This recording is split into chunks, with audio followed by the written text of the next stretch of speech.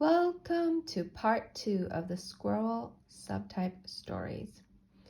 We're going to check in with our self-preservation friend here, who I will just have him hold on to his toothbrush so that it's a physical reminder of what a self-prez little friend he is. And let's start with his morning routine. So,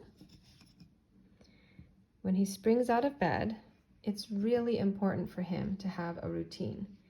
And this is not because he listened to some motivational podcast about how a morning routine helps you achieve your goals. No, it's because the routine in and of itself helps him to feel more grounded and more like himself.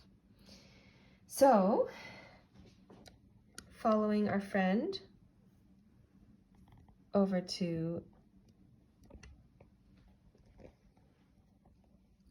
his little wash station, he's got his toothbrush, his toothpaste, his slippers, his bathtub, his shower, and all the places he needs. So this is a real thing for self-prez friends. They may report out with one another about their smoothness in this department. And it's a real thing, not because people want to be gross or TMI, but because it really affects their sense of well-being and they remember it throughout the day. It's not to say that, not having good bowel movements or not having a good night's sleep doesn't affect other people, but they may not really count it as part of their day. So a self-prez will know that they're feeling groggy or grumpy because they didn't sleep well, and they will want you to care about it. So let's say our self-prez friend arrives at work and workmate says, "How was your day?" Or how are you today? Right? If he says, "I didn't sleep well," and friend goes, "Oh, cool. Well, you know what happened to my day?" That is an unintentional loss of an opportunity to love on her friend who's self-prez, because him saying "I didn't sleep well" really needs attention. If she were also self-prez, she would say, "Oh my goodness, that's the worst. Oh my gosh. Okay, well, just take it easy today. If you need anything, let me know. If you don't want to have lunch together and you want to take a nap, just let me know, no problem." Instead, she may only register, if she's a one-to-one, she may only register that he said, "I'm not having a good day." She would not register so much the fact that "I didn't have a good day because I didn't sleep well. And what I really need is some silence, some space, and time at lunch for a nap." Out of the goodness of her one-to-one heart, she might say, "Oh my gosh, he's not in a great mood. Let me try to cheer him up. Let me cheer him up by telling him all about a fun story from last night." Meanwhile, that is so draining because he didn't sleep well. He does not have the attention span for that.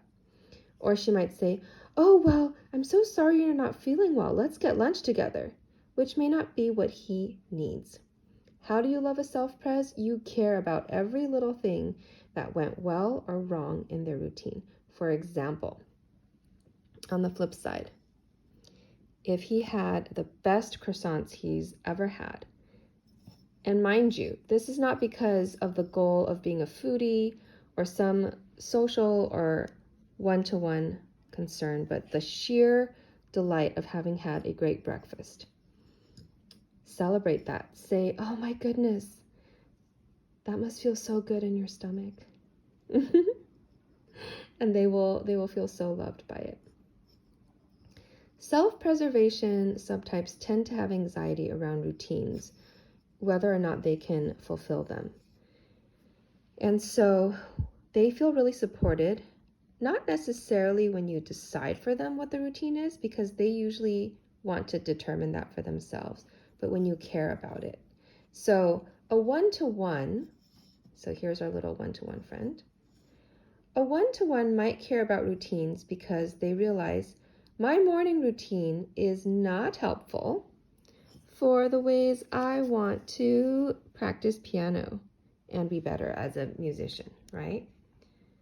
And so their goal for the morning routine is to enhance their productivity. That is not the same for self-preservation, who cares about the routine almost for the sake of their own sense of safety and security, not for another goal. And so we can care for our little self-pres friends by listening to them talk about their routine, not necessarily giving advice. And one way to connect with them is contrary to what a one-to-one might do, which is to give suggestions and say, well, you know what I do that works for me is to, or actually, yeah, instead of saying, well, why don't you do this? Why don't you do that? What about this? What about that? Because that's a very like, I want to connect with you. I want to help you. I want to enter into your world. I want to show I care by talking about, what you could do. And that can be a little too much. They'll want to back away if one-to-one is not strong. They might feel like, oh God, you just knocked me off my chair with your intensity. So instead, another person can tap into their self-preservation instinct and really get in touch with their body, their needs, their wants. Believe it or not, that will make a self-pres feel so connected. Even if your routine is different from theirs, just you being comfortable in your own self-preservation can really, really feel connecting. So let's rewrite that scenario. If little self-pres says, I didn't sleep well last night. I feel so groggy and so grumpy. This friend can say, oh, interesting. Do you see how instead of jumping and leaning forward to say, let me help you, I can help you by being your one-to-one, knowing that's not how they're wired, this friend can lean back, get in touch with their own self, and recognize, I'm not wired that way. I don't need a lot of sleep. And they can just own it. They can say, I don't relate with that. I can sleep. I can thrive on just about 3 or 4 hours. I don't need 8 or 9. But you know what I really enjoy is a good cup of coffee in the morning. And I feel like a good cup of coffee helps me feel motivated, and it'll help me practice more piano. And that makes me really happy. And I was lucky because I got a very nice cup of coffee in today. At which point,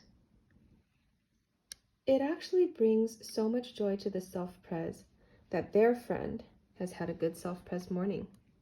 And that can cheer them up, surprisingly, and they can say, oh my goodness, that means you can practice all the piano you want today like you were hoping.